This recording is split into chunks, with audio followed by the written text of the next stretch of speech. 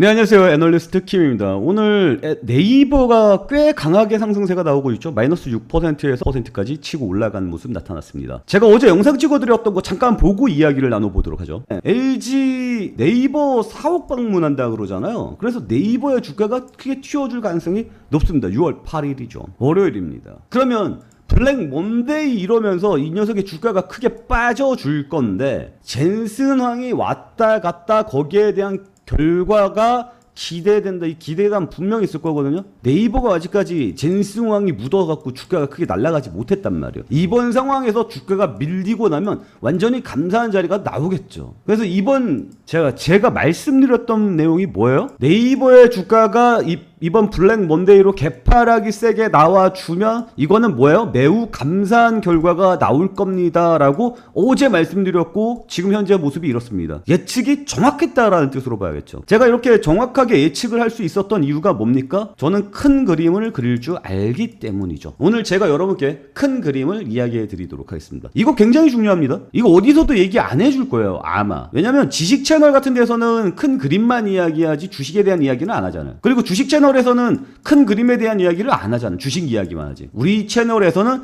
큰 그림과 주식에 대한 이야기를 함께 볼 수 있다라는 장점이 있습니다. 그래서 우리 댓글을 보면 형 시황 얘기 좀 해줘 계속 이러잖아요. 저처럼 이제 시황을 잘 읽어주는 사람 별로 없다라는 뜻으로 봐야겠죠. 어쨌거나 우리 채널 함께 하시는 분들은 오늘 뭐 네이버로 짭짤하게 달다구리한 수익 가져갈 수 있었을 겁니다. 그리고 제가 인버스를 강조를 했습니다. 월요일부터는 인버스 담아가셔라라고 말씀을 드렸습니다. 제가 보는 시장 상황은 지금 어떤 상황입니까? 지금 리스크가 높은 상황입니다. 그러니까 이렇게 대응을 하는 거예요. 리스크가 높은 상황에서는 투자 비중을 줄입니다. 아니면 인버스를 담아서 아예 방패로 삼습니다. 저는 여기서 다시 한번 강조해드리지만 곧버스가 아닙니다. 인버스입니다. 왜? 저는 인버스, 곧버스 레버리지 이런 거 별로 좋아하지 않아요. 시장은 항상 상방향으로 열려있는 상황이기 때문에 무한대로 열려있죠. 그래서 곧버스보다는 시장을 방어하겠다라는 의미로는 인버스가 맞다라고 생각합니다. 어쨌거나 지금 제가 이야기하는 전제는 인버스를 깔아놓고 시장을 대응을 해야 됩니다. 아시겠죠? 그리고 거기에서 이제 공격적으로 대응을 해야 되겠다. 그러니까 투자를 하겠다는 뜻이죠. 그러면 어디에다 투자를 해야 되느냐? 시장이 다 빠지는 상황 속에서 유일하게 빛이 보이는 테마들이 보여요. 지금 보이는 빛은 뭐가 있습니까? 젠슨황이라는 빛이 보이죠. 그러면 지금 투자 자금들은 어디로 빨려 들어갈 것 같습니까?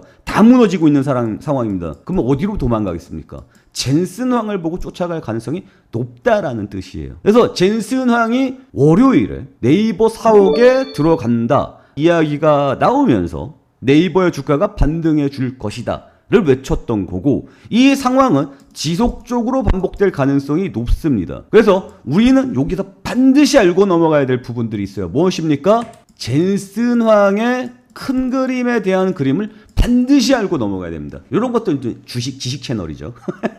자, 젠슨황의 큰 그림을 보고 우리가 이해를 해야 이 관련주의 움직임이 예측이 됩니다. 네이버 하나를 맞췄다라고 제가 여러분께 자랑하는 게 아니라 내가 보는 큰 그림의 움직임은 이렇게 가고 있다라는 것을 여러분께 설명해 드리고 있는 거예요. 이해하시죠? 이해되시는 분들 구독과 좋아요 눌러 주시고요. 그리고 타이밍 함께 하실 분들은 저희 채널로 들어오시기 바랍니다. 그런데 지금 현재는 다시 한번 말씀드리지만 리스크가 높은 구간입니다. 리스크가 높은 구간에서는 무조건 단타로 대응을 해야 돼요. 그래서 제 영상을 꾸준히 보신 분들은 알겠지만 제가 계속해서 단타를 외치고 있습니다. 5월달부터. 시장이 평화롭지가 않잖아요. 이런 상황에서 스윙으로 길게 끌고 가는 거는 좀 무리가 있습니다. 그래서 단타라고 다시 한번 외치도록 하겠습니다. 그리고 지금 여러분들이 뉴스를 보면서 맨날 시장을 이해하겠다라고 이야기를 하시는데, 이거 보면은 여러분들 젠슨황이 어떤 그림을 그리고 있는지 이해를 해요? 한국의 AI 지도, SK, LG 주도 전면 배치. SK랑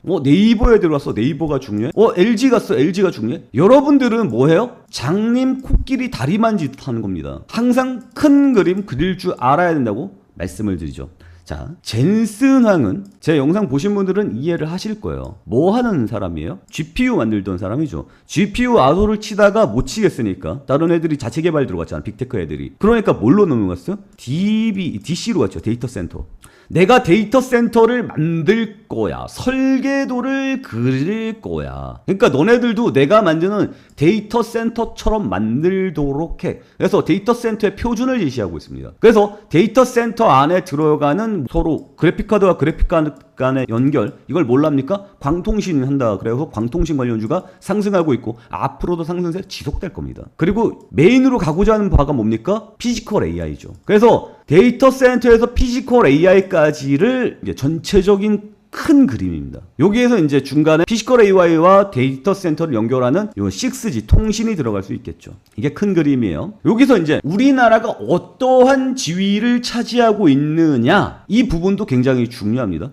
지금 여기에서 당장 끼워 넣을 수는 있어요. 데이터 센터 만들 때는 뭐 삼성이랑 SK가 들어갈 거고 부품 들어갈 거니까요. 그리고 뭐 통신, 광통신 들어갈 때는 당연히 들어가는 부분들이 있을 거고, 피지컬 AI를 할 때는 로봇이라든지 이런 녀석들, 뭐 LG 연결될 수 있을 거고. 근데 과연 우리나라가 젠슨 황이 그리는 큰 그림에서 어떠한 역할을 할 것이냐, 중추적인 역할을 할 수 있을 것이냐, 이게 굉장히 중요해요. 이게 왜 굉장히 중요하냐면 엔비디아가 그리는 큰 그림 안에 우리가 중추적인 힘으로 들어간다면 장기적으로 큰 돈이 투자가 되겠죠.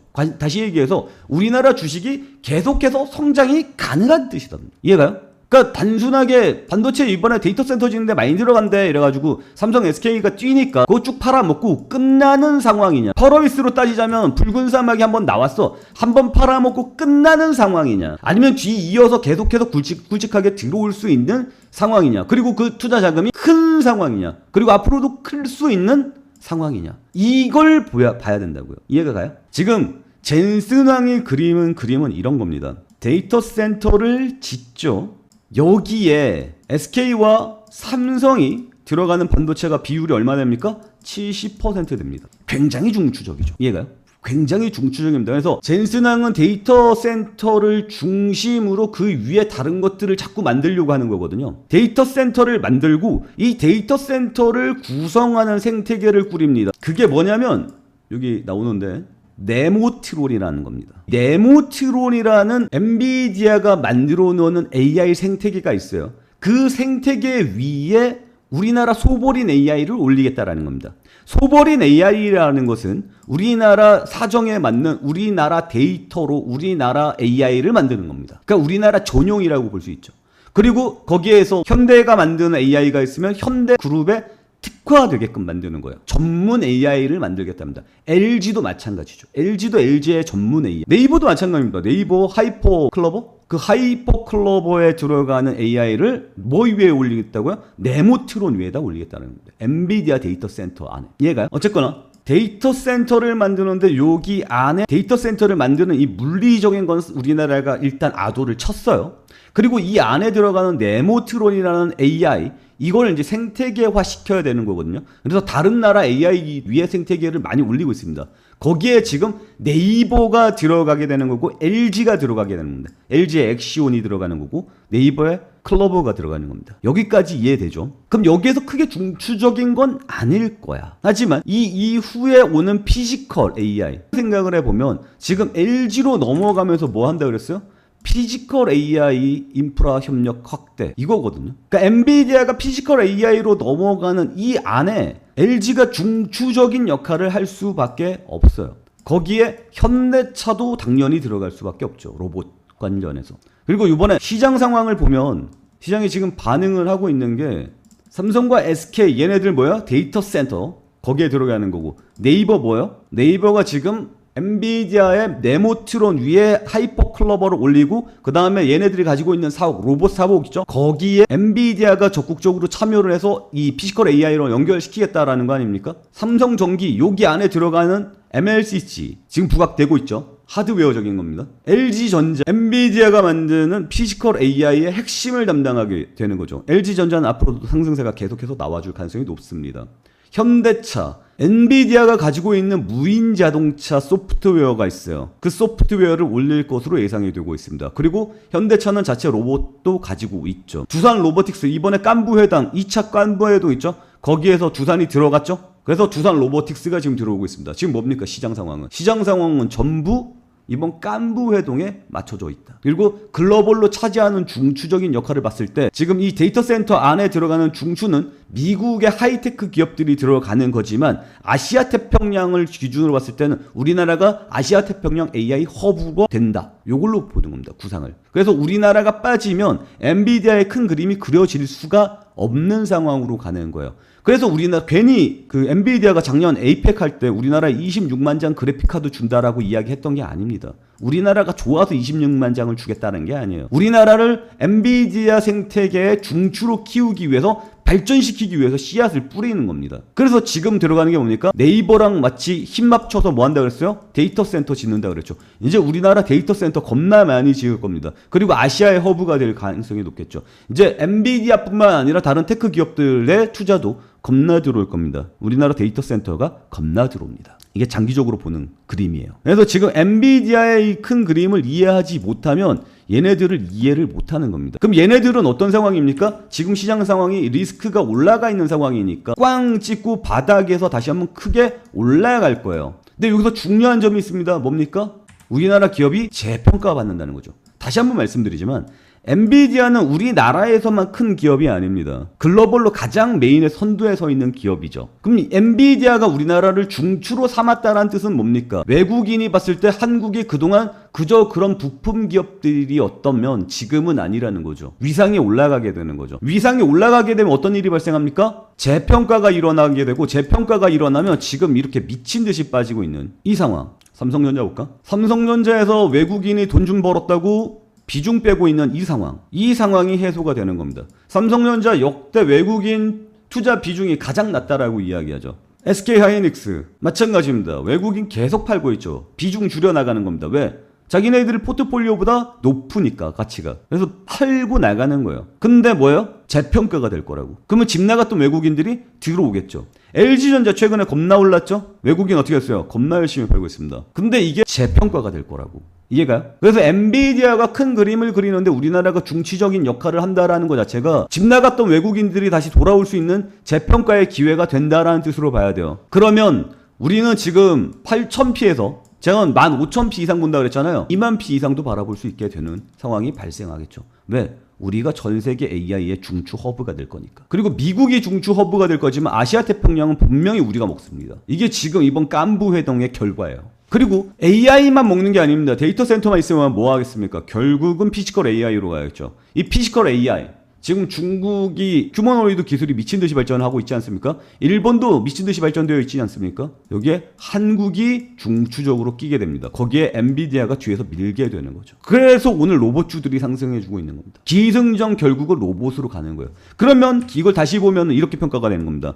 반도체 쪽으로 빠졌다가 급하게 올라가는 모습 나타나고 거기에 엔비디아가 묻으면서 지금 투자 들어갔던 애들, 지금 만났던 애들 있죠. SK, LG, 삼성, 현대, 네이버 이런 녀석들 다 잡아 올리는 겁니다. 다 잡아 올라가는 거고 그리고 얘네들이 다 잡아 올라가면서 뭐가 메인이 돼요? 로봇이 메인이 될 가능성이 높습니다. 그러면 이 로봇이 메인으로 다시 한번 하반기 장을 이끌어 줄 거고요. 이 로봇이 메인으로 하반기 장을 이끌어 줄 때 결국 또 뭐가 들어갔습니까? 여기에서 또 2차 전지가 먹어 들어갈 가능성이 높겠죠. 거기에 AI가 발전하면서 가장 빠르게 발전할 수 있는 분야가 뭐가 있습니까? 의료 분야이거든요. 그래서 지금 의료와 게임 이 녀석들은 그 AI의 발전에 가장 직접적인 영향을 받을 수밖에 없는 녀석들이라는 거죠. 그래서 이번에 게임 쪽에서는 NC를 만났죠. 그러니까 NC도 하반기로 갈수록 굉장히 게임 업종도 상승세가 탈 가능성이 보이는 거고요. 그리고 의료 쪽에서는 누구 만났습니까? 루닛이라는 녀석을 만났습니다. 그러니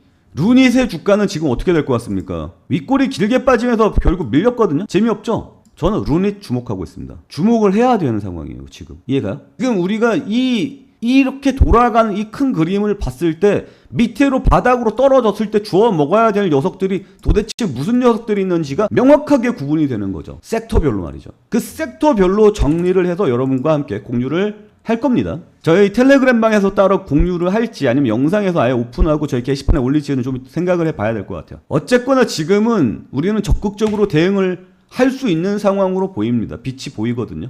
하지만 다시 한번 말씀드리지만 지금은 리스크가 높은 상황이고 미국장 어떻게 끝나는지 봐야 됩니다. 미국장이 크게 빠졌어요. 필라델피아 반도체 지수가 10%나 빠졌단 말이에요. 그리고 8일까지 이자율을 상승시킬 거라는 공포감은 계속해서 지배를 할 겁니다. 이런 상황 속에서 나는 뭐 애널킴 말 듣고 뭐 적극적으로 투자해야지 이러면서 전 예산 또라받고 뭐 이러면 안 됩니다. 무조건 리스크 관리를 한 상황에서 그 다음에 제 이야기를 들으라는 얘기예요. 근데 이런 얘기 해봐야 별로 의미가 없기는 해. 그러니까 잘 모르겠으면은 저희 채팅방에 들어오셔서 저희와 함께 매매를 하시면 됩니다. 아시겠죠? 일단 전체적인 큰 그림을 그려봤습니다. 그래서 제 결론은 향후에는 결국 외국인, 집 나간 외국인들이 한국으로 들어오면서 우리나라 시장이 재평가받을 거다. 그러면 15,000P가 아니라 20,000P도 가능해 보이는 것으로 저는 예상을 하고 있다. 그 상황에서 전략을 짜고 있다. 이렇게 좀 다시 한번 말씀을 드리도록 하겠습니다. 어쨌거나 18일 FOMC 이전까지는 강력한 베팅은 아닙니다. 최대한 리스크 방어 이쪽, 안정적인 투자 이쪽으로 봐야 된다라고 다시 한번 강조해 드리면서 이번 내용은 마치도록 하겠고요.